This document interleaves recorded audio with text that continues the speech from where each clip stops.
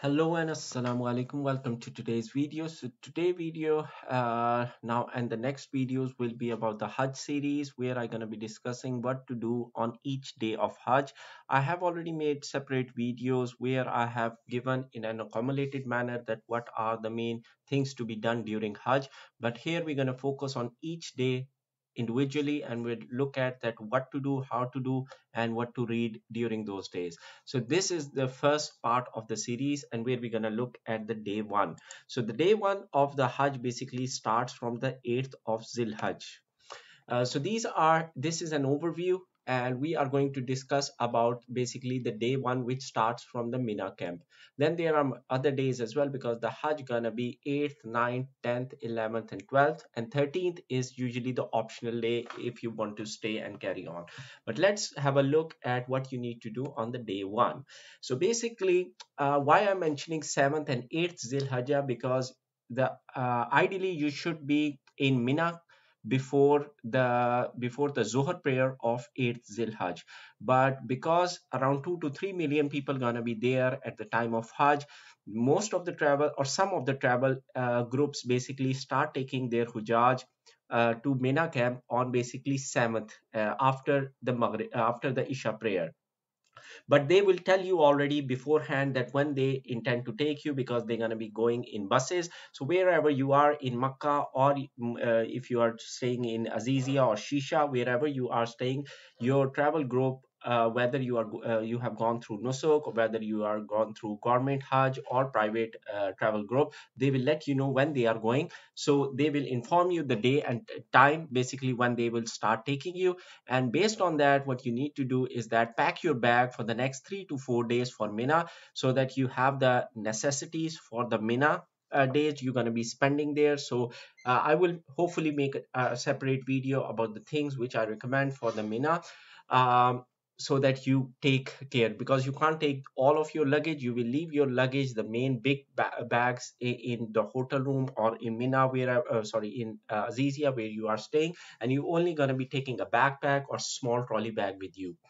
Then the next thing is basically after packing the bag, take a bath, put perfume, because it's a sunnah to put perfume before you come into the ihram restriction. Then you basically wear the ihram if not already. Why I'm mentioning that, if you are doing basically Hajj Kiran, which basically means that you have done the niyyah for doing Umrah and Hajj within the same ihram, you would already be in the state of ihram. But majority of us who gonna be traveling from UK, Pakistan, USA, Australia, they would be doing Hajj Tamattu. So in that, you would have already done Umrah and taken off the Ihram, and now you would be in your normal clothes. So you take a bath, put perfume, and put the Ihram again from your hotel in Azizia or in Makkah, and do the Niyyah for Hajj. So that's why I have mentioned that.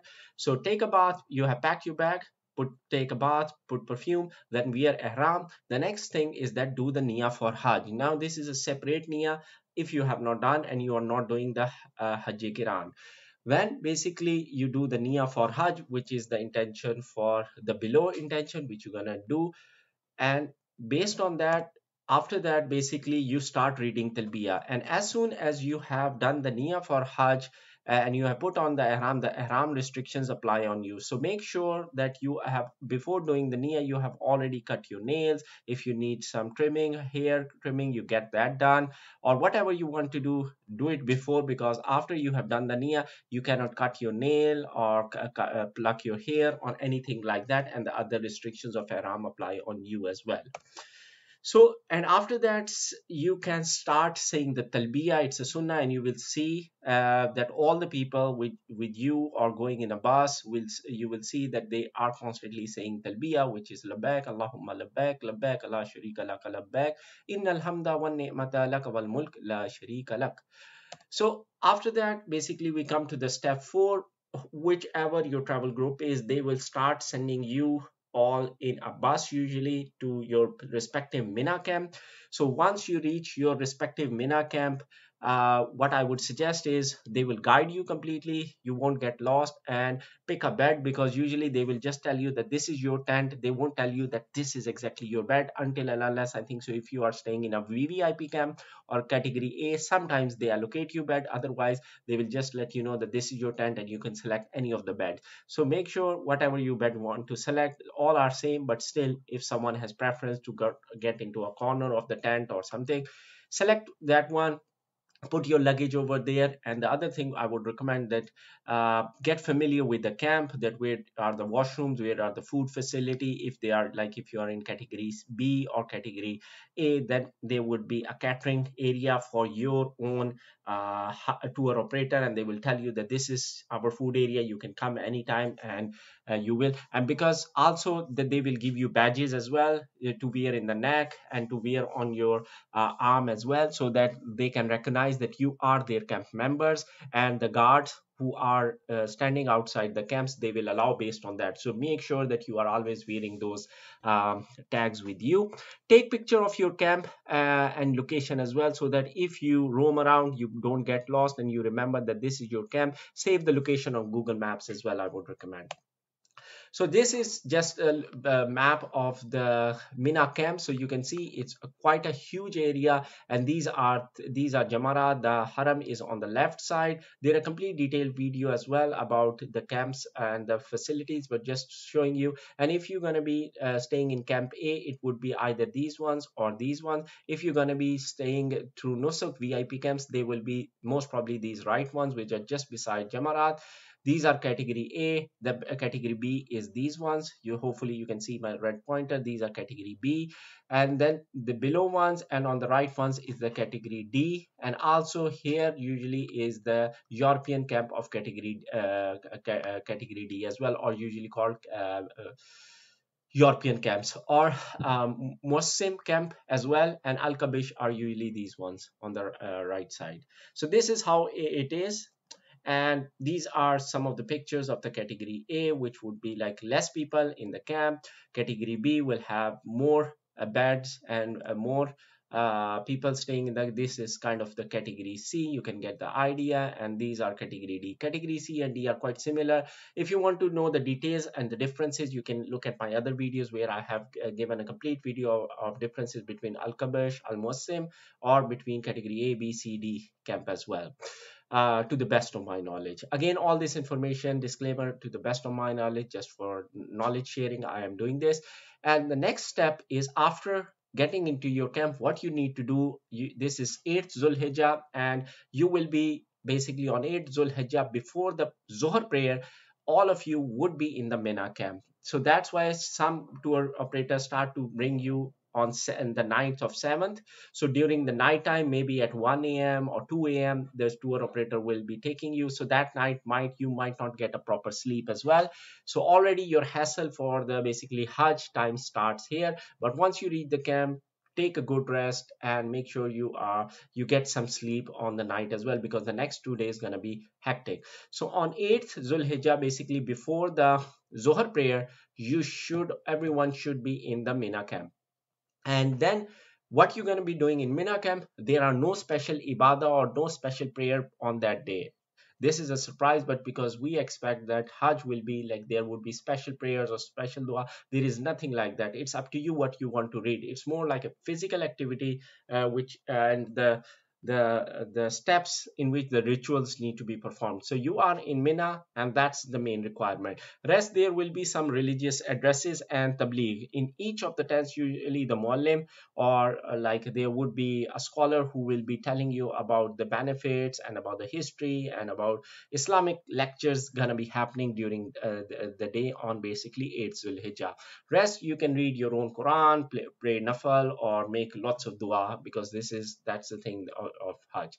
The next step number 6 is that, or what you're going to be doing other than that is, of course, how long you're going to stay and how many prayers you're going to pray. So you will offer on 8th Zulhijjah the Zohar prayer, Asr prayer, Maghrib prayer, and Isha prayer. So 4 prayers you're going to perform on 8th Zulhijjah, and then on the 9th Zulhijjah you will perform the Fajr prayer in Mina camp as well. So in Mina camp, in total, you're going to be performing 5 prayers.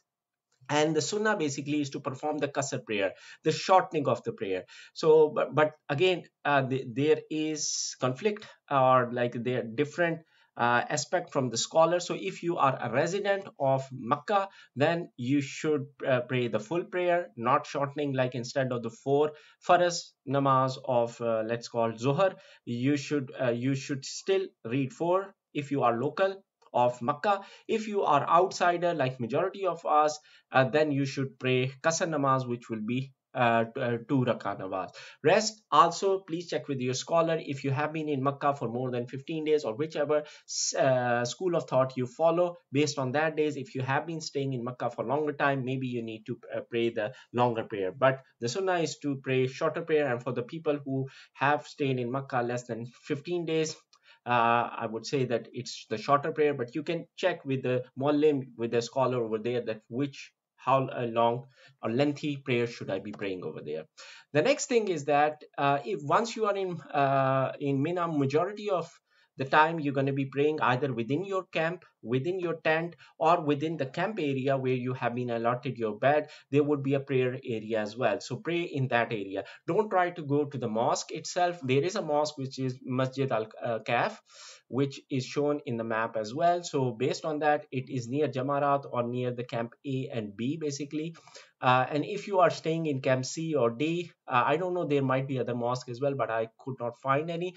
If you think that okay, it's sunnah and it's better that I go to mosque, you're motivated, it's good that you are motivated, but please remember the next 2 days you're gonna be in a lot of hassle, you're gonna be walking a lot. So it's preferred that if a jamaat is being done locally in your tent, just pray over there and relax yourself. Don't put yourself in hassle for no reason.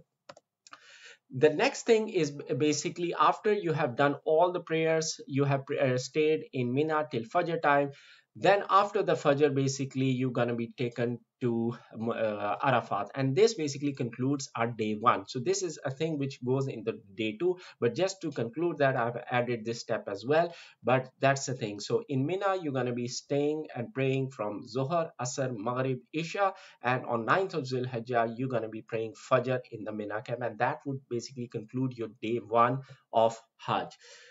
For the day two, I'm gonna make a separate video which will come hopefully tomorrow. Hope you like the video. If you like, please do subscribe and share, and if you have any comment, let me know. And again, a disclaimer, this information is to the best of my knowledge. If you follow a particular school of thought and the information varies, please accept my apology, but please do check with the scholars. But you should know already, instead of just depending on the people around you and listening to them, try to do your own research as well. And hopefully you find this video useful. There are many other videos and playlists which gonna be popping up on the top left. If you like, please watch them. Thanks for watching. Take care. Allah Hafiz. Till next time. Assalamu alaikum.